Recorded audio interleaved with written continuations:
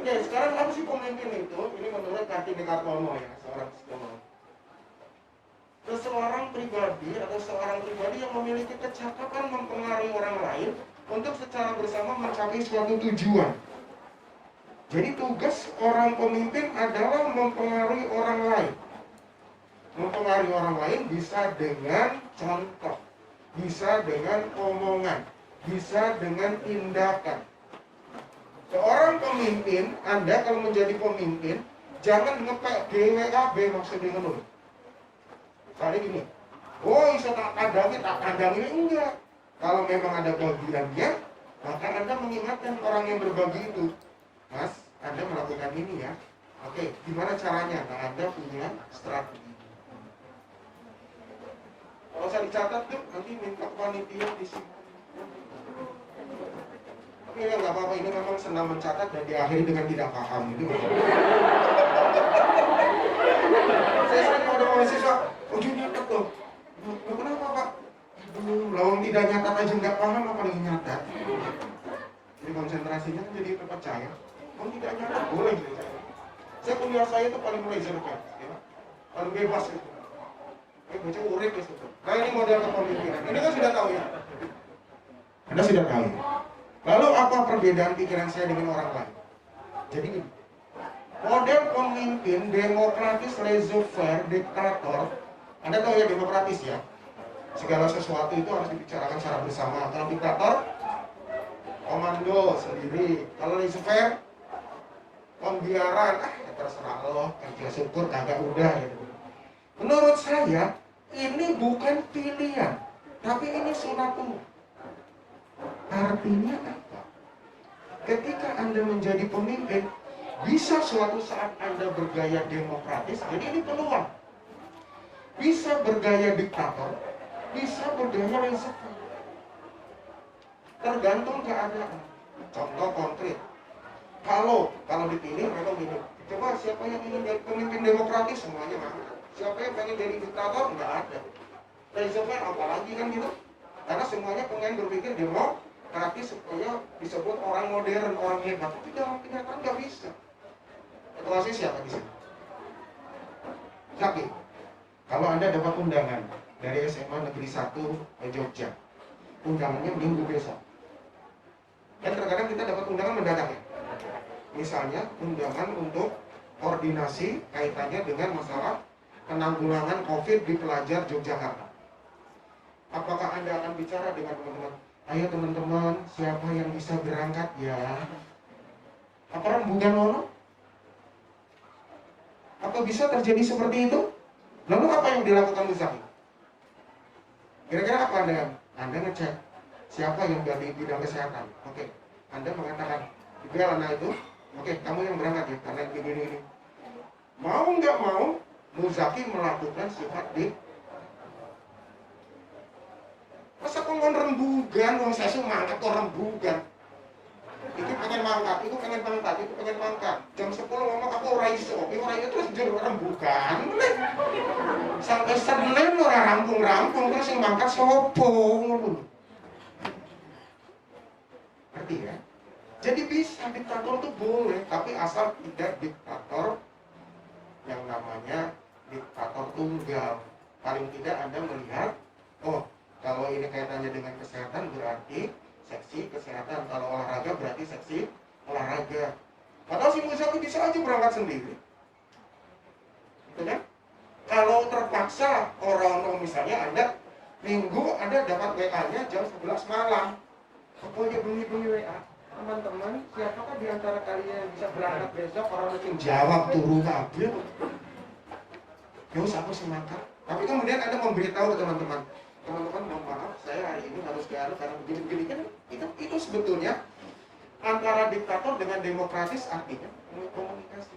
Lalu laissez-faire itu pembiaran. Begitu Muzaki berangkat, padahal sudah memberikan, besoknya itu ada yang protes. Harusnya dibicarakan. Nah ini acaranya pukul 7, saya dapat pukul 11, ya tetap harus dibicarakan. Walaupun jam 5 pagi, idealita dia. Padahal dia juga jam 5 masih turun. Nah yang kayak gitu Anda bisa nanggapi.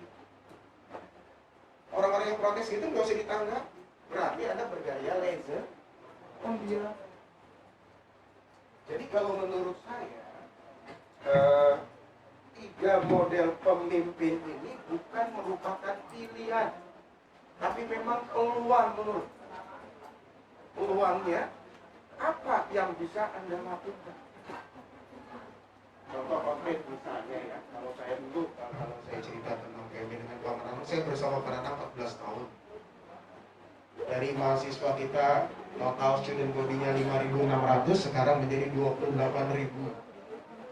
Saya bersama Pak Menanam. Kami mencapai target sebetulnya tahun 2020 20.000 mahasiswa, tapi alhamdulillah sudah tercapai di 2014. Kalau saya demokratis terus orang rampung-rampung. Ketemu guru, ya lu ketemu di MGBK pengen nyeneng, aduh yang gue ini. Wes nyeneng wae. Terpaksa saya melakukan itu. Kenapa? Karena kebutuhan menuntut itu. Jadi demokratis, diktator dan laissez-faire itu sesuai kebutuhan. Paham nanti kan? Jadi jangan langsung mengatakan Anda bukan demokratis, Anda tidak demokratis, Anda diktator. Nah kalau pemimpin semuanya demokratis, rampung betul. Tetap harus ada pengaturan. Tetap harus ada tatanan. Bagaimana tatanan terpola adalah dengan sistem, kan begitu. Paling tidak ada komunikasi pemberitahuan. Coba ketika Anda menentukan tempat ini, kalau misalnya demokratis kira-kira si Dora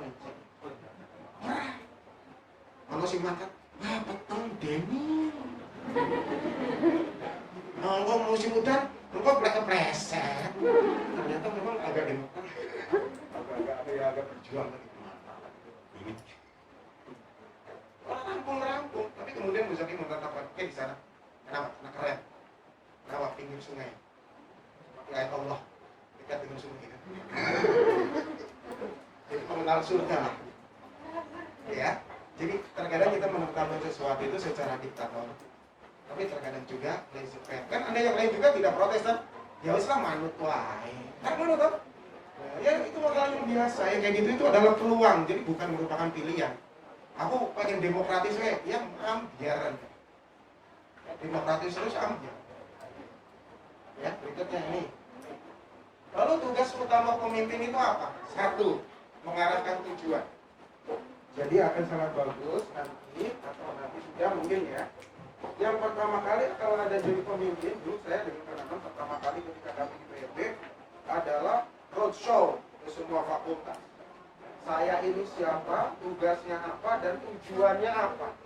Ini loh PMB ke depan itu seperti ini. Ketua menyampaikan itu kepada anggota. Anggota menyampaikan itu kepada siswa. Kemudian menetapkan pelaksana tugas. Ini kan tugas pemimpin. Anda yang ke sana, Anda yang mengurus ini, Anda yang membuat SOP, Anda yang membuat surat, Anda yang mengantar, Anda yang menyebarkan. Kan begitu? Istilahnya kalau di dalam penyutradaraan ini, penetapan casting. Kamu yang jadi bandit, kamu yang jadi jagoan, kamu yang jadi begal. Misalnya gitu itu kan kayak sutradara. Seorang pemimpin itu seperti sutradara. Setelah dilihat posturnya, tinggi besar, kalau begitu kamu seksi olahraga. Seksi olahraga cilik, kurus, keriting, ireng, sing diharapkan opo. Nah ini pemain catur kalau di olahraga ini catur. Jadi pemimpin. Kan dari tampilan orang kan bisa, Anda ini aja, ini Anda ini. Orang yang senang, agak gemuk, dan sebagainya, Anda seksi konsumsi. Kenapa kalau orang gemuk itu jadi seksi konsumsi itu biasanya ya nggak eman-eman gitu. Dan biasanya agak plural gitu, kan nggak buras, gitu. Atau arem-arem. Oke. Terus memberi sarana pelaksanaan tugas. Kalau Anda sudah menetapkan orang, ojo. Terus Anda piye, Mas? Ya karepmu golek dhewe. Lah aku barang yo bingung yang enggak gitu. Paling tidak kalau saya dulu masalah PMB itu berat. Saya berembuk. Kalau menurut Pak Sinan gimana? Kalau menurut waktu itu Pak Tarom ya? Pak Tarom gimana? Kemudian kita berembuk gitu. Mana yang lebih bagus? Kalau misalnya sarana dan prasarana apa? Jadi ini dibicarakan. Sering sekali pemimpin itu tuh nyuruh orang, suruh berlari, nggak ngerti dia menuju kemana, dan bekalnya apa. Terus pokoknya melayu aja. Melayu mendik karepmu. Ya aku melayu terus nginumnya golek pinggir jalan, oke. Nah ini pemimpin yang gak bijak. Harusnya silakan Anda lari ke Magelang. Nah nanti di pos-pos tertentu Anda ketemu si ini akan memperoleh makan minum gitu. Sehingga orang yang diberi tugas ayem. Tolong ya, begitu ya Mas Muzaki ya. Anda sudah berpikir dengan sekretaris bendara Sopo Singano.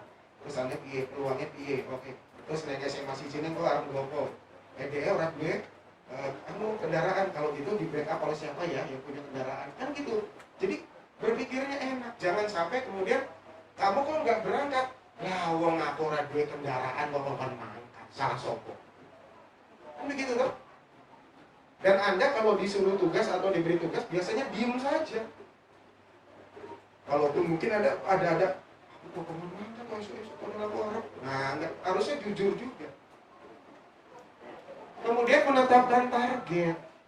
Anda ke sana, tolong nanti akan memperoleh ini atau nanti orang yang melaksanakan tugas itu nanti menyampaikan yang namanya desini. Sudah pernah belum begitu? Kalau ada orang yang diberangkatkan ke suatu sekolah, misalnya ada pertemuan apa, orang tersebut nanti di OSIS ngomong, kemarin saya ke sana itu dibeginikan loh saya. Saya itu diberi pemahaman seperti ini, seperti ini, seperti ini. Itu akan sangat hebat.